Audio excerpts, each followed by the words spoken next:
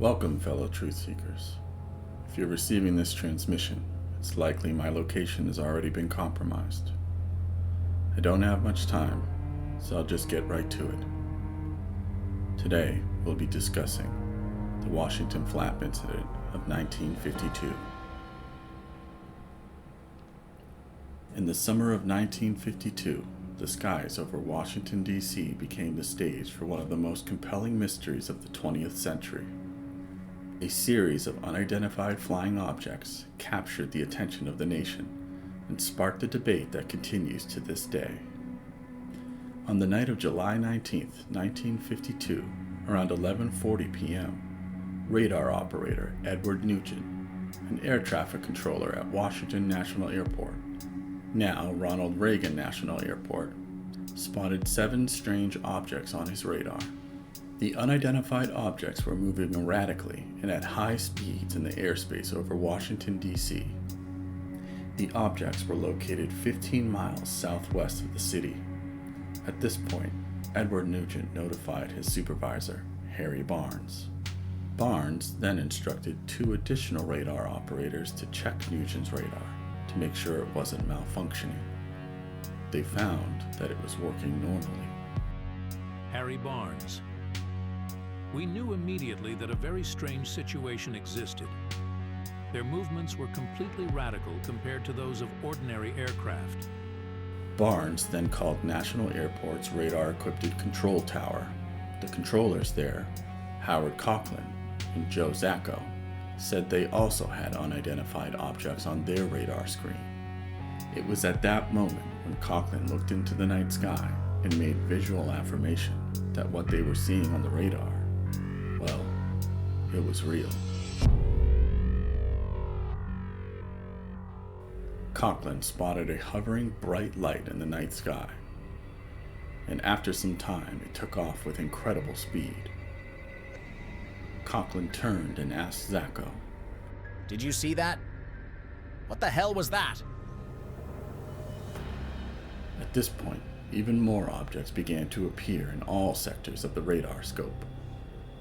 The radar controllers were now in awe, and they began to worry about what they might be dealing with, because now, the objects, well, they were moving over the White House.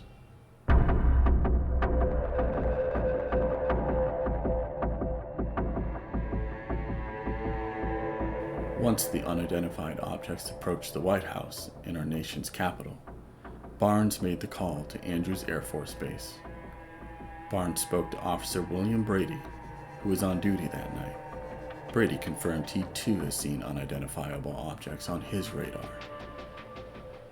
Brady also claimed to make visual contact with one of the objects and described it as, quote, an object which appears to be like an orange ball of fire, trailing a tail.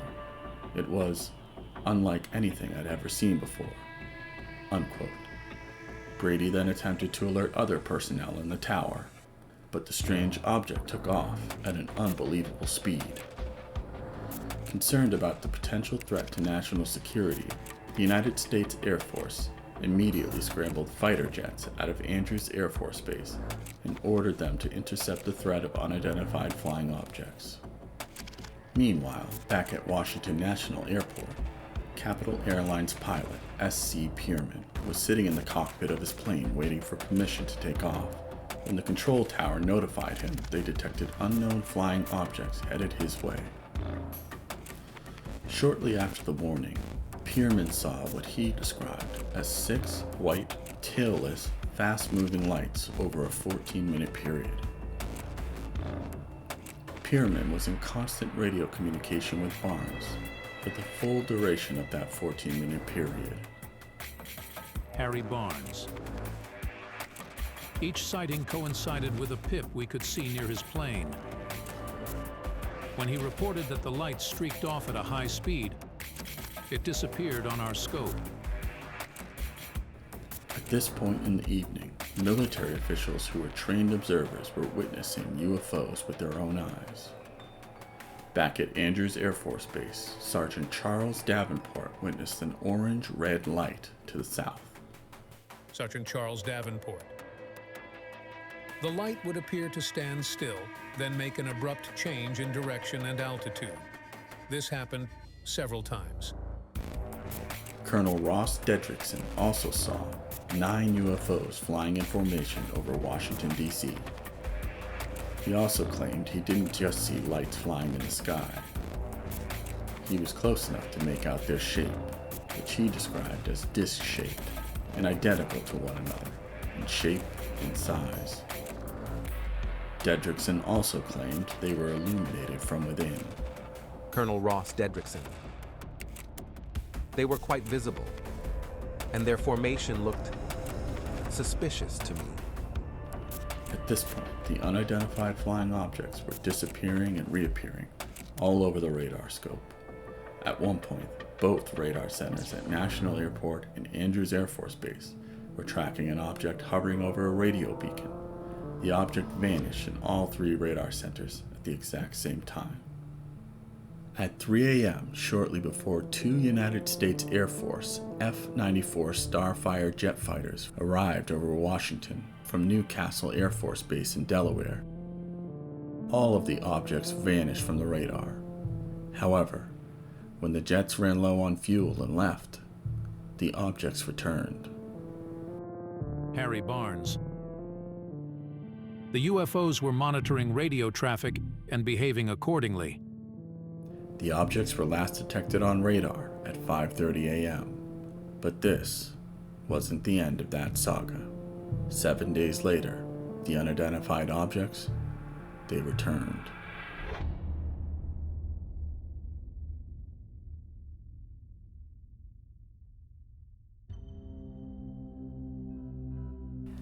At 8:15 p.m. on Saturday, July 26, 1952, a pilot and a stewardess on a National Airlines flight into Washington observed some lights over their plane. Within minutes, both radar centers at National Airport and the radar center at Andrews Air Force Base were tracking more unknown flying objects. United States Air Force Master Sergeant Charles E. Cummings visually observed the objects at Andrews Air Force Base. Sergeant Charles E. Cummings. These lights did not have the characteristics of shooting stars. There was no trails. They traveled faster than any shooting star I have ever seen. Meanwhile, Albert M. Chop, the press spokesman for Project Blue Book, arrived at National Airport at 9:30 p.m. The radar center was detecting unknown objects in every sector. At times, the objects moved slowly. At other times, they reversed direction and moved across the radar scope at speeds calculated up to 7,000 miles per hour. At 11:30 p.m., 2 U.S. Air Force F-94 Starfire jet fighters from Newcastle Air Force Base in Delaware arrived over Washington. Lieutenant William Patterson saw what he described as 4 white glows and chased them. Lieutenant William Patterson. I tried to make contact with the bogies below 1,000 feet. I was at my maximum speed, but I ceased chasing them because I saw no chance of overtaking them. I see them now and they're all around me. What should I do? Albert M. Chop. And nobody answered because we didn't know what to tell him. Shortly after midnight, U.S. Air Force Major Dewey Fournette, who was Project Blue Book's liaison at the Pentagon, arrived at the radar center at National Airport. Fournette made the point that all those present in the radar room were convinced that the targets were most likely caused by solid metallic objects. 2 more F-94s from Newcastle Air Force Base were scrambled during the night. One pilot saw a white light which vanished when he moved towards it. Civilian aircraft also reported glowing objects that corresponded to radar blips seen by Andrews radar operators. As the night went on, unidentified flying objects appeared and disappeared all over the radar scope. And just like July 20th, the sightings and unknown radar returns ended at sunrise.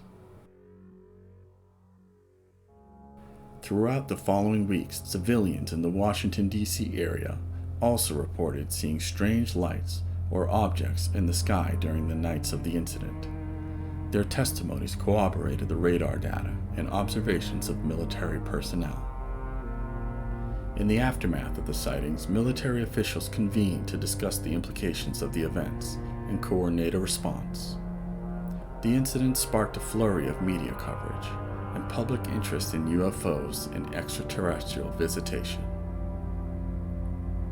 It was a watershed moment in the study of UFOs. It captured the imagination of the public and prompted serious inquiry into the phenomenon. The United States Air Force conducted an investigation into the incidents, examining radar data, eyewitness testimonies, and other evidence related to the sightings. In the days that followed, the United States Air Force held a press conference to address the public's concerns. They attributed the radar anomalies and sightings to temperature inversions, a conventional explanation for unusual radar returns. United States Air Force Director of Intelligence John A. Stamford held a well-attended press conference at the Pentagon on July 29, 1952.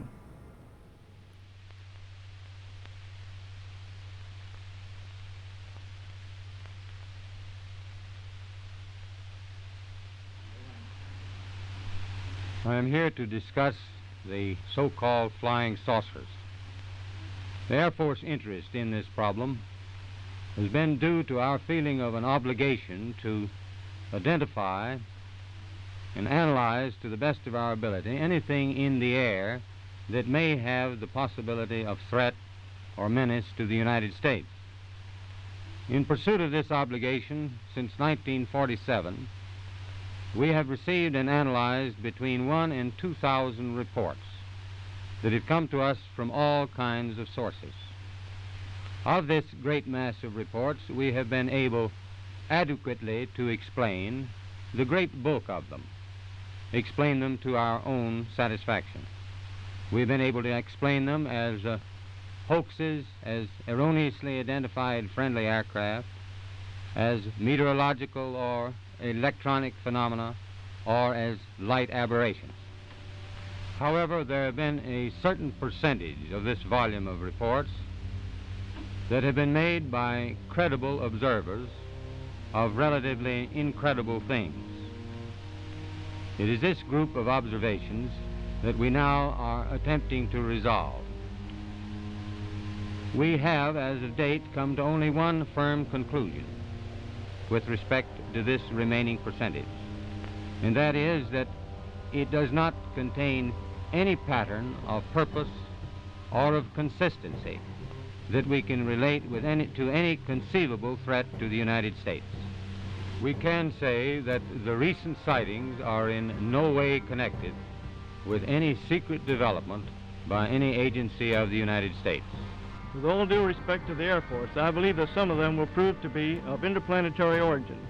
During a 3-year investigation, I found that many pilots have described objects of substance and high speed. One case, pilots reported their plane was buffeted by an object which passed them at 500 miles an hour. Obviously, this was a solid object, and I believe it was from outer space.